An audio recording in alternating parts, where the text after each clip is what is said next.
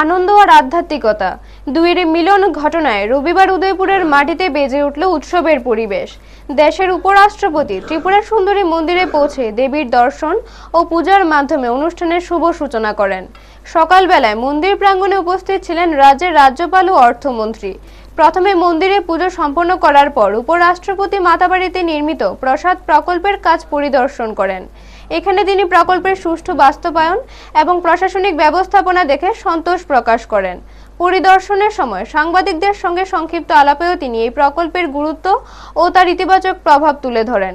প্রসাদ প্রকল্পের মাধ্যমে স্থানীয় জনগণের সুবিধা এবং আধ্যাত্মিক অনুষ্ঠানের সুষ্ঠু আয়োজন নিশ্চিত করা হচ্ছে, এমনটাই জানান উপরাষ্ট্রপতি। এই সফর ও পরিদর্শন থেকে স্পষ্ট হয়, শুধুমাত্র আধ্যাত্মিক আচার নয়, প্রশাসনিক উদ্যোগের মাধ্যমেও জনসেবা ও স্থানীয় উন্নয়নকে অগ্রাধিকার দেওয়া হচ্ছে। ব্যুরো রিপোর্ট, নিউজ তৎকাল 24।